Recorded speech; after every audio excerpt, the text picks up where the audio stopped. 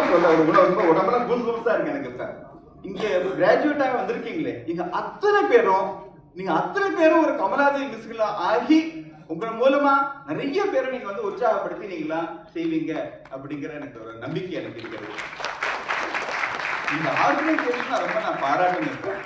இப்போ ரீசெண்டா கூட வந்து ஒரு ரிசர்வேஷன் இஷ்யூ ஒரு கேஸ் சுப்ரீம் கோர்ட்டு வருது. அப்ப ஜஸ்ட் சூரியகாந்த் சொல்றாரு, இந்த ரிசர்வேஷன் வந்து கிட்டத்தட்ட ரயில்வே கம்பார்ட்மெண்ட் ஆட்டமா ஆயிடுச்சு.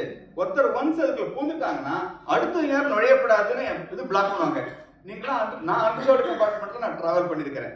பார்த்தா நம்ம ஒன்ஸ் என்டர் ஆயிடுவோம். ஆனா அடுத்த ஸ்டேஷன் யாரும் ஏறாத மாதிரி ஒரு கதவை முடிய வச்சிருப்பாங்க இப்போதைக்கு.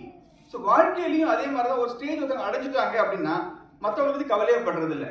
ஆனா அந்த மாதிரி இல்லாம மதுமதி அவங்களோட டீம், நான் பேர் சொல்றது ஒரு சிம்பாலிக்கா தான் நான் சொல்றேன். வாலண்டியர்ஸ் அத்தனை பேருமே இவங்க எல்லாம் வாழ்க்கையில வந்து ஒரு ஸ்டேஜ் வந்தாலும் கூட மற்றவங்களையும் கைப்பிடிச்சு தூக்கி விடணும் அப்படிங்கிற ஒரு முனைப்போட செய்யறாங்களே, எத்தனை பாராட்டினாலும் அது தரணுங்க. இங்க கிராஜுவேஷன் அத்தனை பேருக்கு என்னுடைய வாழ்த்துக்கள். நீங்க எல்லாரும் வாழ்க்கையில வந்து, அதாவது மதுமதி சொன்னாங்க, வாழ்க்கையில ஒரு பாதிப்புக்கு ஒரு கஷ்டத்துக்கு உள்ளானவங்க இருந்தா கூட நான் என்னை யாரும் அழுத்திட முடியாது அப்படிங்கிற ஒரு நம்பிக்கையோட இன்ஃபேக்ட் அந்த ஒவ்வொருத்தரையும் பார்த்துட்டே இருந்தேன். அந்த ஹெலனுக்கு அவங்க பேர் ஹெலன், அவங்க பேர் என்ன, யாஸ்மின் ஹெலா, அவங்க சொன்ன மாதிரிதான் உங்க அத்தனை பேர் பார்க்கும்போது நீங்க அத்தனை பேரும் அவ்வளவு அழகா இருந்தீங்க எனக்கு கண் பார்க்கறது. எனக்கு ஏன்னா உங்களோட உள்ளுக்குள்ள இருக்கிற ஏதோ ஒரு வெளியில தெரிஞ்சது அப்படியே. I congratulate each and every one of you.